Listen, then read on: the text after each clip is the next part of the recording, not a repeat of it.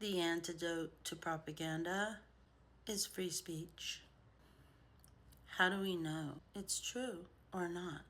We can figure it out. How many sources are the sources linked? What kind of a reputation do the sources have?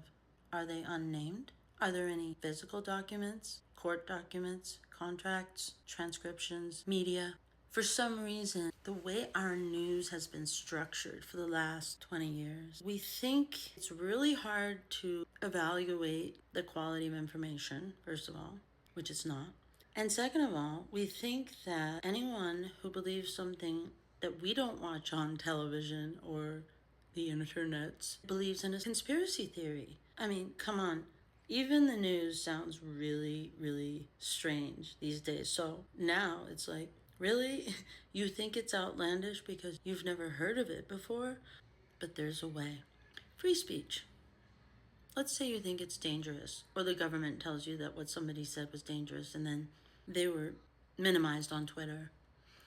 And you say, well, it's a private company. Yes, it is. But when the government is coercing a private company to spy on and limit the visibility of certain types of information, that involves the Constitution. Even a private business can violate someone's constitutional rights. But back to how dangerous is it? It all depends on how you evaluate information. What are the quality of the sources? Are they linked? Do they have knowledge of the subject? What are their accreditations? What have they said before about these kinds of things? Is there a counter argument? What is the evidence of their claim? Physical documents, media, court documents, witnesses. How close were the witnesses? Were they just told about it? You know, all of that. You can do that if you have the time. But I'm doing that. And I can show you how. Any propaganda, number one, is a tool of control, and number two, is designed to cover up crimes. Do you know of any other reason for lying in the public media or coercing media to lie?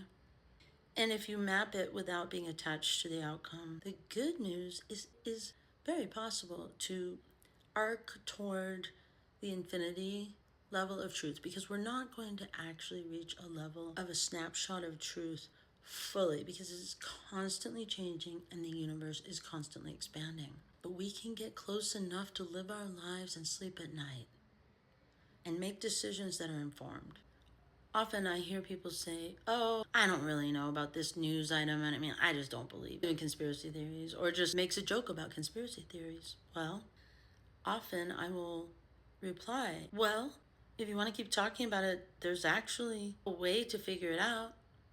I get shushed more than you would imagine. Usually it's about like, this is an inconvenient time, but believe me, I don't want to have the discussion either. This stuff is heavy. A lot of the information is heavy, and yet I find a certain relief when I hear about what's been omitted from the long-term conversation about some of these topics.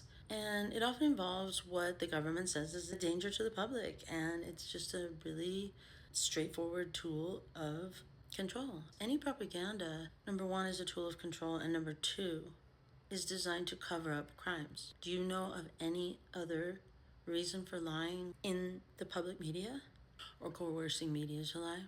And believe me, I don't say this lightly. I'm not saying all journalists are being coerced by the government.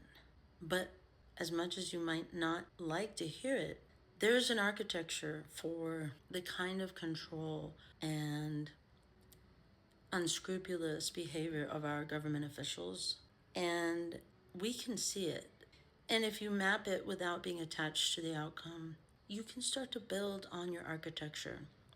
And then when events start to happen, I'm not saying that the exact thing happened before, but there are patterns, and so I don't know exactly what's behind the scenes, but I do understand how it's done, and I do understand why. And I do understand that some of the tragedies, or a lot of the tragedies we've had in this country, were for a completely different reason or had totally different actual facts involved in them. So you want to call me a conspiracy theorist? Well, I'm an equal opportunity conspiracy theorist, because most of y'all just look at the other side and say it. You have to evaluate the information. But the good news, the gospel of truth here, is it is very possible to arc toward the infinity level of truth, because we're not going to actually reach a level of a snapshot of truth fully, because it's constantly changing and the universe is constantly expanding. But we can get close enough to live our lives and sleep at night and make decisions that are informed. We can't look at every single thing, but we can look at a lot of main things that are big, that affect us all. So I'm not telling you what to think, and I'm not serving you up your opinion as news. It might really suck to hear, but at least in my own way, I am approaching evidence in a scientific way by exhausting my search for evidence that's available, which there's a lot. Court documents are a big deal, and people just don't read them. There are so many things that have been documented by the press that people absolutely aren't aware of. It's too much. This is an evolution right now, and I am absolutely surfing the crest of that wave. So I hope that this reaches your ears in a very chill and relaxing manner, but I'm very serious. Just because I joke around doesn't mean I'm not dead serious. So, thanks for watching, and again, I'd really appreciate a comment, and above all, keep calm and share complete facts. But also, please don't forget to like, share, subscribe, and comment. I want to hear your opinion. I want to hear your thoughts. Just back it up with evidence. The content I'm putting out? If you don't like it, I really want to hear what you don't like.